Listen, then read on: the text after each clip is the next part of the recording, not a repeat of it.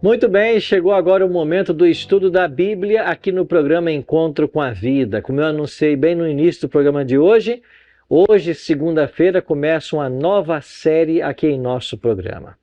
Aqui está o título dessa nova série: Eventos Finais. Esta é a nova série que nós iniciaremos hoje em nosso programa Encontro com a Vida. Você vai conhecer a partir de hoje 12 eventos, segundo o calendário profético de Daniel e Apocalipse, que terão lugar daqui para frente até o estabelecimento do eterno reino de Cristo. Em Amós capítulo 3, verso 7, Deus escreveu: certamente o Senhor Deus não fará coisa alguma sem primeiro revelar os seus segredos aos seus servos, os profetas. Isso mesmo. Deus nunca fará nada sem revelar os seus segredos, o que ele vai fazer aos seus servos, os profetas. Lembra? O povo de Israel iria passar 4 séculos escravos lá do poder egípcio, mas em Gênesis 15, Deus havia dito isso para Abraão. Abraão, a tua descendência será peregrina em terra estranha e eles serão escravizados por 400 anos.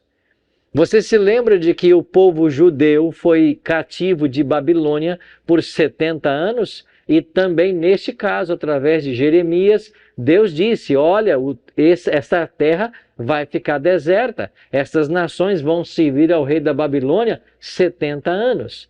Ou seja, tudo que Deus faz, ele primeiro avisa seu povo pela voz dos profetas. E agora?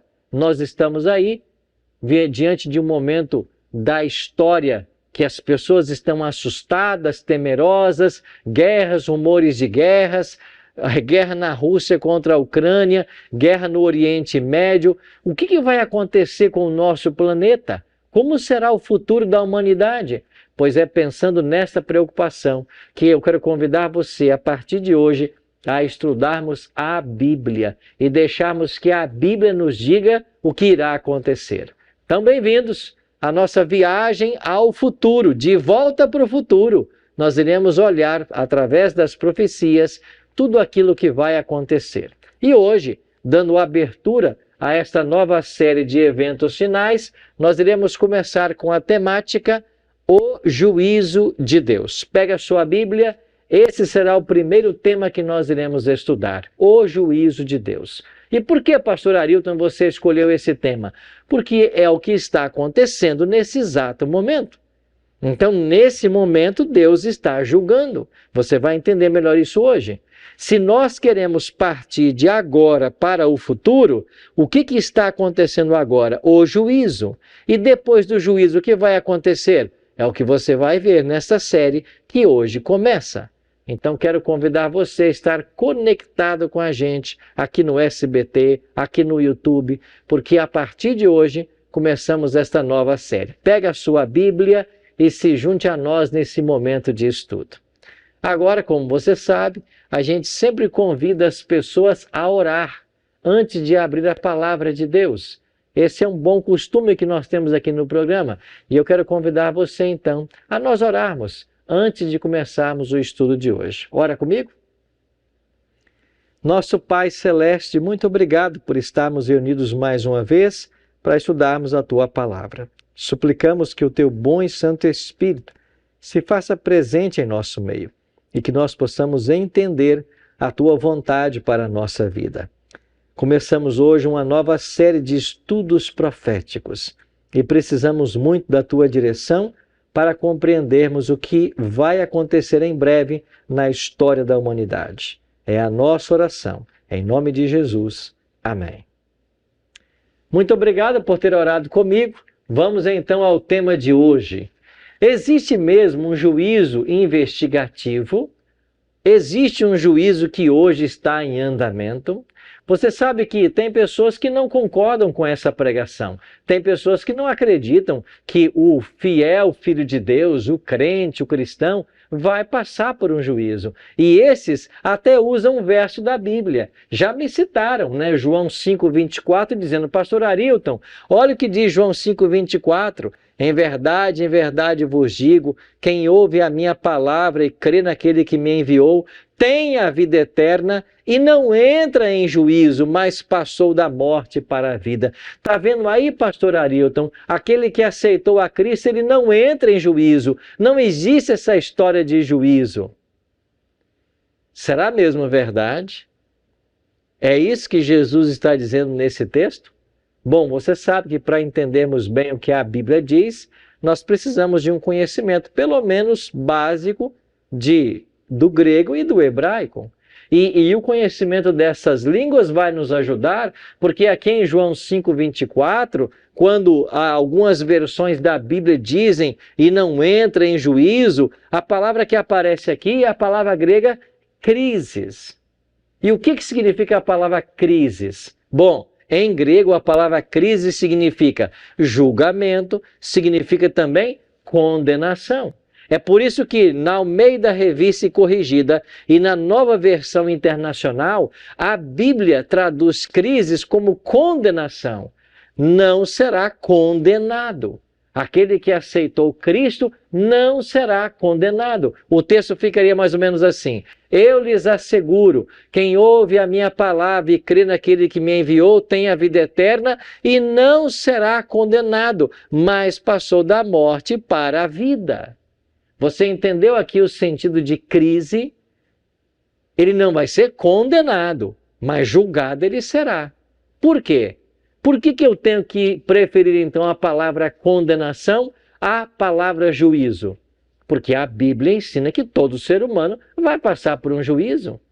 E se Cristo tivesse dito que aquele que o aceita não entra em juízo, Jesus estaria contradizendo aquilo que a Bíblia ensina. Mas você concorda comigo que Jesus nunca se contradisse? Você concorda que nesse livro, aqui a vontade de Deus é que impera? Aqui não há contradições. É por isso que eu tenho que preferir a interpretação. Aquele que aceitou a Cristo, ele não entra em condenação. Agora, juízo ele vai entrar, porque a Bíblia declara que todo ser humano vai entrar em juízo. E é isso que eu vou mostrar para você agora. Então, olhe para alguns textos que eu separei. Há, de fato, um tribunal no céu. Olha o que diz Eclesiastes 12, versículos 13 e 14. De tudo que se tem ouvido, a suma é: teme a Deus e guarda os seus mandamentos, porque isto é o dever de todo homem. Porque Deus há de trazer a juízo todas as obras, até as que estão encobertas ou escondidas, quer sejam boas, quer sejam más. Você entendeu o que Salomão escreveu aqui em Eclesiastes 12? Deus vai trazer a juízo todas as obras, até as que estão encobertas. Ora, se Deus irá trazer a juízo todas as obras, é porque todo ser humano vai passar por um juízo. Um outro texto, Paulo, em 2 Coríntios capítulo 5, verso 10. Paulo disse assim: porque importa que todos nós compareçamos perante o tribunal de Cristo, para que cada um receba segundo o bem ou mal que tiver feito por meio do corpo. Paulo está dizendo, importa que todos nós compareçamos perante o tribunal de Cristo. E Paulo se incluiu. Todos nós vamos comparecer. É por isso que lá em João 5, Jesus não está dizendo que aquele que o aceita não entra em juízo, não entra em condenação, porque a palavra crises pode significar julgamento e condenação. Então aquele que aceita Cristo, ele passa pelo juízo, mas ele não será condenado. E Paulo está dizendo aqui, em 2 Coríntios 5:10, que todo ser humano vai passar pelo juízo. Mateus 12, 36 e 37, palavras do próprio Cristo. Digo-vos que de toda palavra frívola que proferirem os homens, dela darão conta no dia do juízo. Porque pelas tuas palavras serás justificado e pelas tuas palavras serás condenado. Você está percebendo que Jesus disse que nós vamos dar conta de todas as palavras que nós falamos? E é por essas palavras que nós seremos julgados e condenados? Então, o próprio Cristo, está dizendo que nós vamos ter que dar conta daquilo que nós falamos. Então, todo ser humano vai passar por um juízo. Aqueles que aceitarem a Cristo passarão também pelo juízo. Eles não serão condenados. E aqueles que não aceitarem a Cristo serão condenados. Então, ao iniciarmos essa jornada profética pelos eventos finais, o primeiro ponto que você precisa entender é que nesse exato momento Deus está executando o juízo. E por que Deus está executando? Porque quando Ele voltar, e a volta de Cristo será estudada nesta série, a volta de Cristo será o maior evento da história humana. Quando Ele voltar, Ele volta para dar a recompensa aos salvos e perdidos. Para dar o galardão a cada um. Para os salvos, a salvação. Para os ímpios, a destruição. Mas para que Deus faça a separação entre salvos e perdidos, trigo e joio, ovelhas e cabritos, Ele precisa julgar. É o juízo que faz essa separação. Então a Bíblia é clara em ensinar que haverá um juízo. Algumas pessoas têm medo do juízo. Quem é que tem medo do juízo? Aquele que deve. Aquele que tem a sua vida escondida em Cristo, ele não teme o juízo. E às vezes as pessoas temem o juízo pela falta de conhecimento. Então a proposta nossa hoje é entendermos melhor como funciona esse juízo.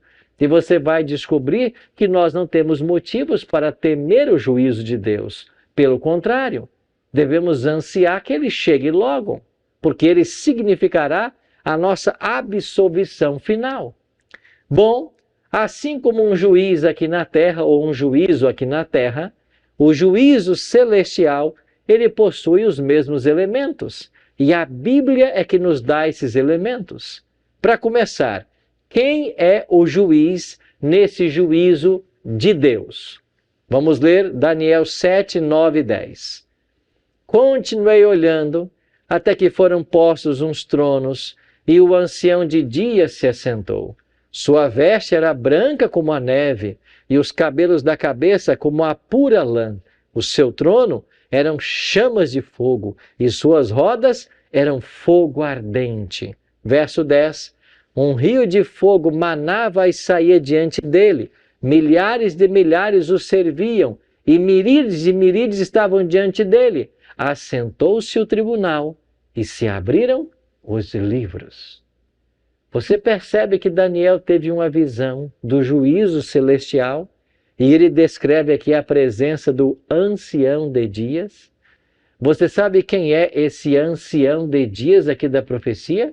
É o próprio Deus. Deus, sentado em seu trono, começa a julgar os habitantes da terra. O próprio Deus é o juiz nesse tribunal divino. Outros elementos. Quem é o réu que precisa ser julgado? Romanos 3, 23. Pois todos pecaram e carecem da glória de Deus. Quem é o réu nesse juízo? O pecador. E se todos pecaram, todos nós passaremos por um juízo. Um outro texto que nos ajuda. Romanos 5, 12. Portanto, assim como por um só homem entrou o pecado no mundo e pelo pecado a morte, assim também a morte passou a todos os homens, porque todos pecaram. Então, o réu é o pecador. E se a palavra de Deus está ensinando que todos pecaram, todos precisam passar pelo juízo. Então, esse juízo é para determinar quem é que vai se salvar e quem é que vai se perder. Quem é que vai ser salvo e quem é que vai ser condenado? É por isso que Jesus disse, no texto que eu li no início, aquele que o aceita como Salvador não entra em condenação. Vai ser julgado, mas não vai ser condenado. Então Deus é o juiz, nós somos os réus, porque nós somos os pecadores. Agora, quem é o acusador? Não existe num tribunal terrestre aquele que faz a acusação? Quem é esse acusador? A Bíblia diz, Apocalipse 12, verso 10. Então ouvi grande voz do céu proclamando, agora veio a salvação, o poder, o reino do nosso Deus e a autoridade do seu Cristo, pois foi expulso o acusador de nossos irmãos, o mesmo que os acusa de dia e de noite diante do nosso Deus. Aqui em Apocalipse está dizendo que foi expulso o acusador dos nossos irmãos. E aqui no capítulo 12, versos 7 a 9, fala que esse acusador é o diabo, Satanás, a antiga serpente. Ele é o acusador. Então, nesse tribunal que se assenta no céu, o próprio Satanás faz o papel de acusação. E ele acusa os filhos de Deus dos pecados que eles cometeram. E agora um tribunal se assenta para ver qual será o destino dessas pessoas que estão sendo acusadas por Satanás. Mas ainda faltam alguns elementos desse tribunal. Já vimos que o juiz é Deus, já vimos que o acusador é Satanás, nós somos os réus, e o que mais falta num tribunal? Olha aqui para o próximo texto da Bíblia. Satanás então é o acusador, é aquele que aponta o dedo. E agora, qual será a norma do juízo? Quando alguém vai a júri aqui na Terra, existe ali o Código Civil, o Código Penal, pelo qual ele é julgado. E nesse tribunal divino, Tiago 2,12 responde: falai de tal maneira, e de tal maneira procedei, como aqueles que hão de ser julgados pela lei da liberdade. Então, meu amigo, se alguém disse para você que você não vai passar por um juízo, mentiu para você. Preste atenção aqui. Tem muita gente mentindo por aí, até mesmo com Bíblia na mão. Se alguém disse para você que você, por ser cristão, por aceitar a Cristo, não vai passar por um juízo, mentiram para você. Por quê? Porque Tiago está dizendo, falai de tal maneira procedei como aqueles que hão de ser julgados pela lei da liberdade. Então a norma do juízo será a lei de Deus. Agora, em Tiago 2, 10 e 11, fala a respeito dos 10 mandamentos. E o verso 11 chega a citar 2 mandamentos. Então esta lei da liberdade é a lei dos 10 mandamentos. Ela será a norma do juízo. Nós seremos julgados com base naquilo que a lei descreve. E a lei de Deus você conhece. Primeiro mandamento: não terás outros deuses diante de mim. Quando você coloca alguma coisa na frente de Deus, você está em pecado. Segundo mandamento: não farás para ti imagem de escultura, nem adorarás, nem lhe darás culto. Se você adora alguma imagem de escultura, você está cometendo o pecado da idolatria. Terceiro mandamento: não tomar o nome de Deus em vão. Se você usa o nome de Deus em vão, você está cometendo o pecado. Quarto mandamento: lembra-te do dia de sábado para o santificar. Se você trabalha no sábado, quebra o sábado, você está em pecado. Pastor, que história é essa de sábado? Não é domingo, dia santo? Não. Mentiram para você. Como assim, pastor, mentiram para mim? Escuta, a série só está começando hoje. Nos próximos dias, eu vou abordar com você o tema, um ataque à lei de Deus. Aliás, eu acho que esse é o tema de amanhã que nós vamos estudar. Então, você vai entender que a lei de Deus está sob ataque. E por que o diabo está atacando a lei de Deus? Porque ela é a norma do juízo. Se Deus consegue tirar essa norma, invalidar essa norma, ele acaba com o juízo. Por exemplo, se um tribunal aqui na Terra se assenta para julgar um homem, mas se você não tem um código de leis para julgá-lo, como ele vai ser julgado? Impossível. Você acaba com tudo. É isso que o diabo está tentando fazer. Ele está tentando invalidar o código moral que Deus irá usar para julgar todo ser humano. Mas você vai entender isso. Eu acho que amanhã, se não me falha a memória. Então veja bem, a lei de Deus será a norma do juízo. Quais são os outros elementos que faltam?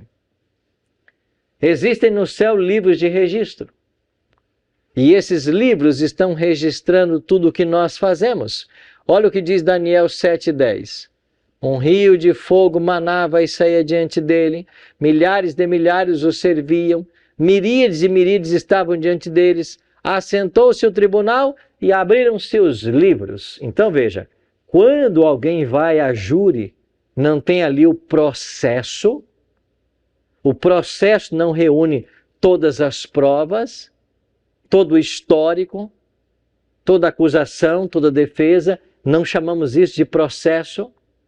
Então, os livros de registro no céu estão guardando todas as informações. E Daniel 7:10 diz que quando o tribunal se assentar, os livros serão abertos. A Bíblia tem vários textos que falam desses livros. Olha o que diz o salmista no Salmo 56, verso 8. Contaste os meus passos quando sofri perseguições. Recolhestes as minhas lágrimas no teu odre. Não estão elas inscritas no teu livro?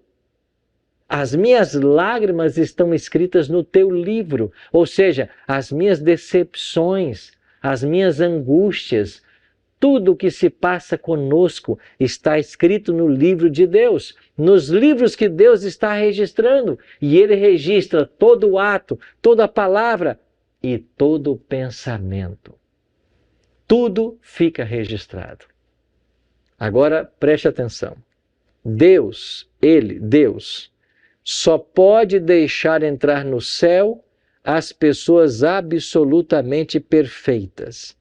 Se houver uma só falha em nossa vida, estamos fora. Isso aqui é verdade. Deus vai deixar entrar no céu pessoas perfeitas. Não entrará pessoas no céu falhas. Agora, olhando para você, olhando para mim, como que nós podemos ser salvos diante dessa verdade? É o que vamos entender agora. Você vai entender uma das mais belas verdades do cristianismo. Como que Deus salva o pecador? Como que nós, imperfeitos, podemos ser salvos se no céu só serão admitidas pessoas perfeitas? Então, olhe para alguns textos que eu vou ler para você agora. Quem é o advogado nesse juízo? É Jesus. 1 João 2:1. Filhinhos meus, estas coisas vos escrevo para que não pequeis. Se todavia alguém pecar, temos o quê? Um advogado junto ao Pai. Quem é ele? Jesus Cristo, o justo. Preste atenção. Nesse tribunal divino, no qual Deus é o juiz e nós somos os réus, nós temos à nossa disposição um advogado. E João está dizendo que se nós pecarmos, temos um advogado. Quem é ele? Jesus Cristo. E o que ele é? O justo. Nós somos justos? Não. Nós somos pecadores. Ele é justo. Então, sabe como nós podemos ser salvos? Através de Cristo. Se no céu não pode entrar ninguém perfeito, se no céu não pode entrar ninguém manchado pelo pecado, como que nós podemos ser salvos? Unicamente, exclusivamente, através de Cristo, porque a Bíblia declara de que Ele é justo. Ele é justo, não nós.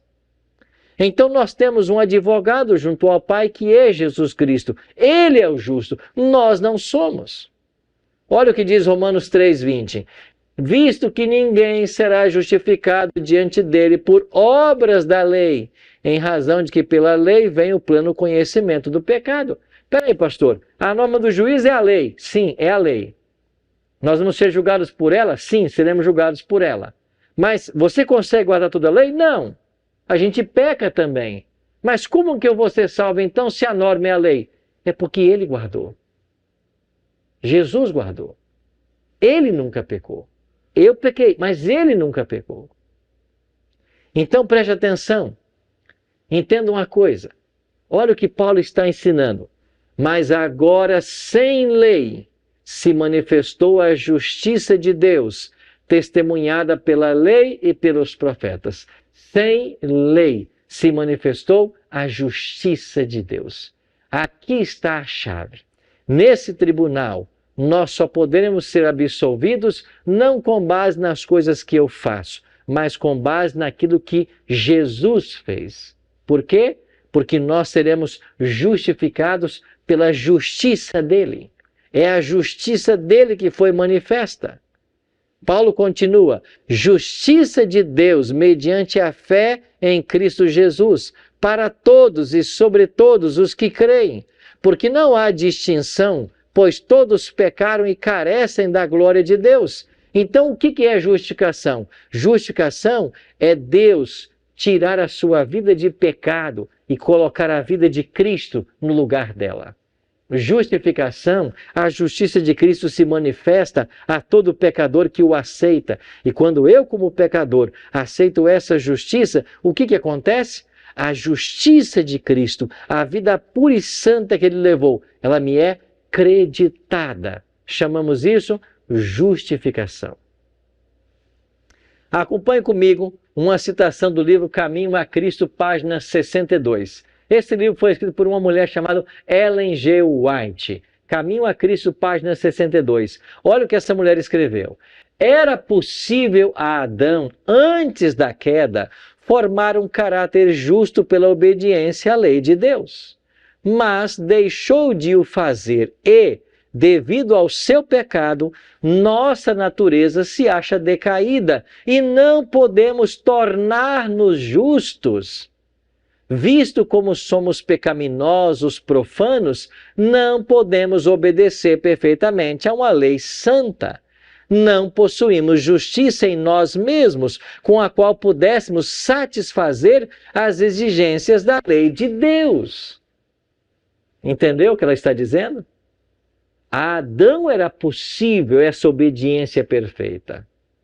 A Adão era, porque ele não tinha tendência para o pecado. Nós temos. E porque temos a tendência em si, essa natureza carnal que nós herdamos, ela já é pecado. Então nós não podemos obedecer perfeitamente. Aí ela coloca aqui, ó, mas Cristo nos proveu um meio de escape. Louvado seja Deus. Cristo proveu meio de escape. Viveu na terra em meio de provas e tentações, como as que nos sobrevêm a nós. Viveu uma vida sem pecado, morreu por nós e agora se oferece para nos tirar os pecados e dar-nos sua justiça. Então ele viveu uma vida santa por nós. Ele morreu na cruz em nosso lugar. Ele hoje nos oferece sua justiça. E ela continua: se vos entregardes a ele e o aceitardes como vosso Salvador, sereis então, por pecaminosa que tenha sido vossa vida, considerados justos por sua causa. Que palavras lindas! Preste atenção. Por pecaminosa que tenha sido a nossa vida, quando nós aceitamos a Cristo como Salvador, nós somos salvos por causa dele.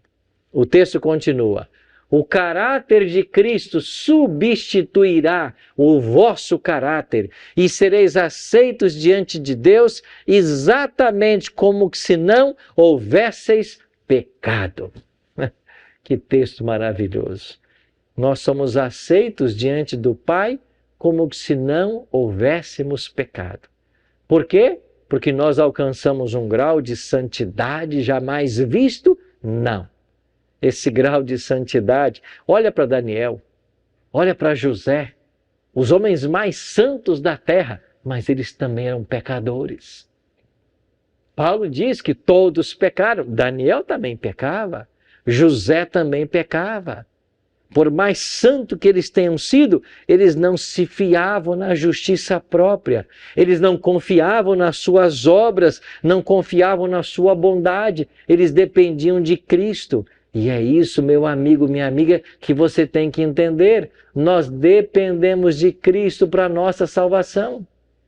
Olha o que o texto está dizendo. Se nós formos a Cristo, se nós o aceitarmos como nosso Salvador, a sua vida santa, a sua vida sem pecado, ela nos é creditada. Então nós seremos aceitos, não porque nós somos bons, mas porque Ele é bom. E o Senhor pede uma coisa em troca da sua justiça. O que ele pede? Fé. Fé. Quer receber a justiça de Cristo? O que nós temos em contrapartida? Fé. Acreditar que aquilo que ele fez na cruz do Calvário pode ser colocada em meu favor. É assim que eu sou salvo no juízo divino. Quem será salvo? O que aceitará Cristo como Salvador. Porque a vida santa que ele levou nos será acreditada. E nós seremos salvos não porque nós somos bons, mas porque ele é bom. Esta é a maravilhosa mensagem do Evangelho. O justo morre para que o pecador viva. Salvação só em Jesus Cristo. E nesse tribunal divino, quando eu for julgado, e o juízo está hoje em processo, o meu nome pode passar a qualquer momento, ou eu posso estar sendo julgado. Só há uma esperança de salvação, que Cristo esteja entronizado em nossa vida. Vamos orar por isso hoje? Pai, muito obrigado pela graça maravilhosa que se manifesta na cruz do Calvário. Nós queremos confiar exclusivamente nessa graça, para que sejamos salvos nesse julgamento. Cuida de nós nesse dia e dai-nos a tua bênção. Oramos em nome de Jesus. Amém.